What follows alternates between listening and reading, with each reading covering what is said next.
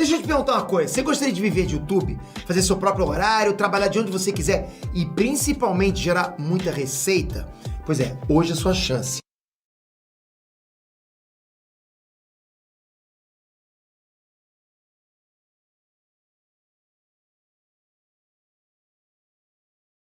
E aumentou o número de pessoas com depressão. Aumentou bastante. Até aproveitar o ensejo, se permitir, no meu portal www.danielmastral.com.br tem um diário do Micael. Meu filho ficou internado numa clínica psiquiátrica por 22 dias. Houve necessidade de internar, seria negligente com o pai se não internasse. Ele escreveu um diário. Ele escreveu depressão de uma maneira incrível. Depois, no início do livro, a minha esposa escreveu como médica e como mãe. E no final, eu também escrevi como líder espiritual e como pai. E baixa gratuitamente, não tem custo, tá? Tem versão português, inglês e japonês. E quando a gente fala em suicídio, interessante pontuar, a cada 40 segundos uma pessoa se suicida no mundo. No mundo, isso é muito sério. E não está ligado à classe social. Porque hoje, no ranking, o Japão está entre os primeiros países do planeta em suicídio. O Japão, alta tecnologia. O Haiti quase não tem. Acho que a Finlândia também. Haiti não tem. Aí tem poucos. Então não está ligado a isso, sabe? Isso. Não tem sentido, é um paradoxo, né? Mas o fato é que existe, né? E é perturbador isso. Então, graças a Deus, acho que já baixou mais de quase 1 milhão de cópias já foram baixadas, né? Pelo meu portal. E eu recebo muito feedback positivo disso. Jovens que, de repente, estavam sentindo os sintomas que a gente descreve. Como você está sentindo isso, você pode estar com depressão. Busque ajuda. Então, não é só a oração. A fé ajuda, sim, mas tem que buscar o tratamento, suporte medicamentoso, terapia. É um trabalho sinérgico, acolhimento familiar e tudo mais, né? Então, ajudou muita gente. Jovens escreveram para mim, tinha medo de contar pro meu pai, né? Porque eu achava que meu pai dizia que era frescura. Eu falei, vai lá e conta, tenha coragem. 10 anos de idade, 10 anos, 10, 12, 14, jovens. Tem crianças que são diagnosticadas aos 5 anos. 5 anos. Nasce depressão com 5 anos? 5 anos. Eu tive pais que entraram em contato, pedindo ajuda. Criança com 5 anos, diagnosticada com depressão. Eu falei, mas que trauma que gerou isso? Nem sempre é um trauma. Às vezes é bioquímico, é uma predisposição genética. Tem N, é polifatorial. Por quê, né? Porque geralmente as referências são externas. Quando você vê o mundo, você fala, cara, que loucura é essa?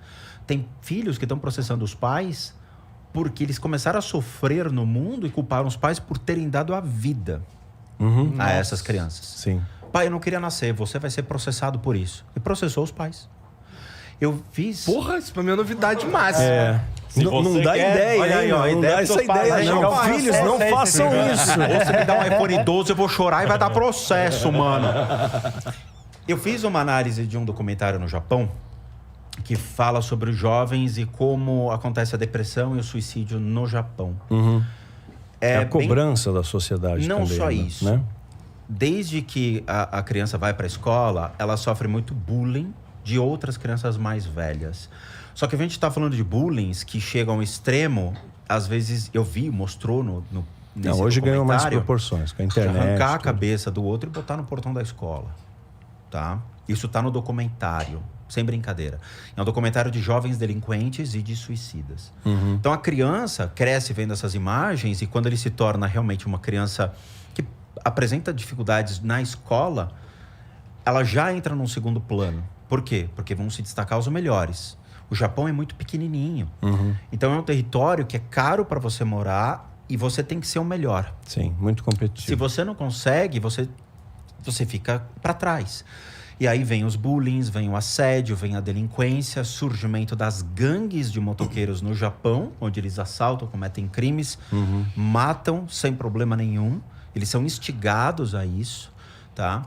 Então, há muito problema com relação a isso. Então, criança de 15 anos sequestrando ônibus com um revólver. No Japão, cara. No Japão. Você fala, o japonês não faz nada.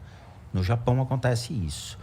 E aí vem o suicídio, porque não consegue falar para o pai o que está acontecendo. Exato. E a negação da vida. Então, o Japão passa por um critério muito sério. Outras leis são péssimas no Japão. Para jovens delinquentes, assassinos, eles não sabem o que fazer. Você já viu um reformatório no Japão para crianças? É o Clube de Campo São Marcos. É igual. Você chega lá, tem hidromassagem, quadra de tênis, basquete. É um clube? É um clube. As crianças vão com o maior prazer. Ô, amigão, você tá de brincadeira, você vai me deixar quanto tempo aqui? 1 mês. Fácil. Porra. Assalto uma véia e vou ainda pro clube de Campo São Marcos? Fácil. Pois é. Sério, sem brincadeira. E os caras falam, vou fazer o que com isso? Sabe, não tem o que fazer. Eu fiz análise do canibal japonês. Cara que, infelizmente, ele era um professor... Ele estudou literatura, ele estava apto para lecionar, foi para a Inglaterra, tinha a vontade de comer a carne humana. Que pira. Olha o que cai na minha mão, né? Puta, não tem mais o que fazer da vida, né? Ainda tem E o canibalismo. bicho tava... E aí, uma colega da sala dele era uma holandesa. E ele falou, vou comer a carne dessa mulher. Levou para casa, ele era mirradinho, magrinho, pegou um revólver, matou e ele comeu literalmente a mulher. Colocado na geladeira, ele falou, vou fazer o quê? Vou me desfazer do corpo. Tentou se livrar, não conseguiu. A França foi lá e pau, cadeia, queridão. 3 psiquiatras analisaram, falaram, não, esse cara, cadeia perpétua, não tem como. O Japão falou, não devolve. Devolveu, olhou pra ele e falou, você só tem um problema de personalidade. Deixou o cara solto. O cara tá com 60 e poucos anos, 70 e poucos anos hoje, e ainda tem vontade de comer carne humana. E falou que vai matar uma última pessoa ainda em vida para satisfazer o desejo dele. Cara, eu tive que aguentar assistindo esse negócio, cara. E ele mostrava as fotos da mulher no livro pro japonês. O japonês ia na casa dele e falava, aqui, ó, comi, olha aqui, ó. E a foto da mulher toda comida. E ele mostrava com orgulho, cara. Ele assinava, dava autógrafo e tudo mais. Cara, me embrulhou o estômago por, sério, sem brincadeira, 2 dias. Isso tem uma explicação, isso tem uma explicação espiritual para uma parada dessa? Ele se colocou como uma anomalia. No vídeo, no documentário, e chama Cannabis.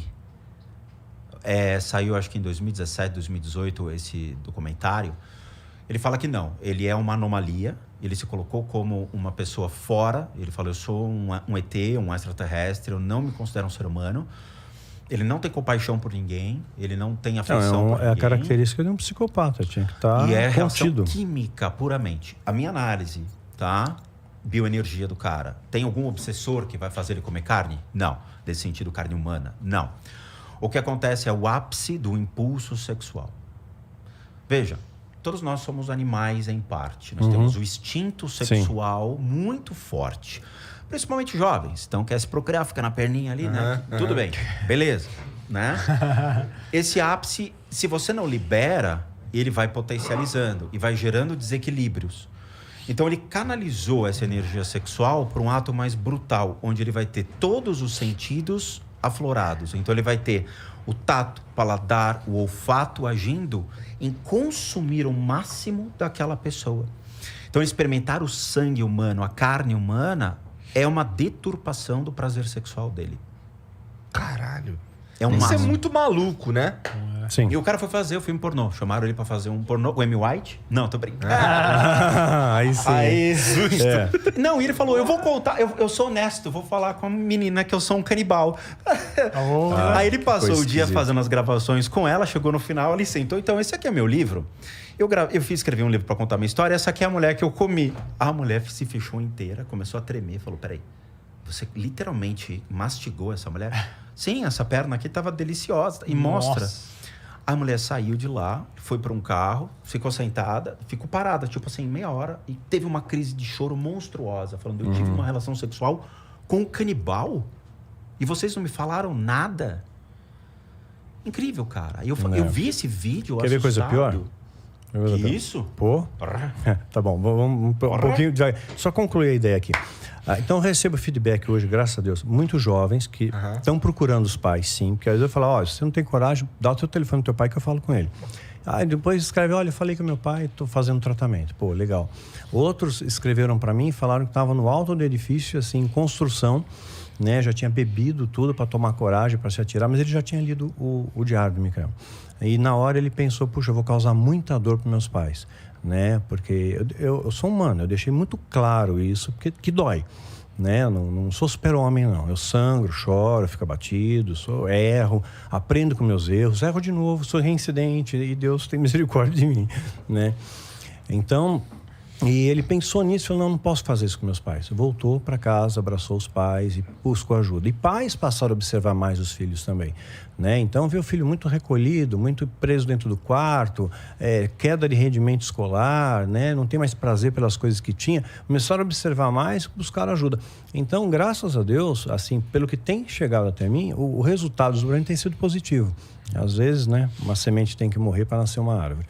Então, é uma das ferramentas que a gente tem que usar, mas tem que buscar ajuda, sim.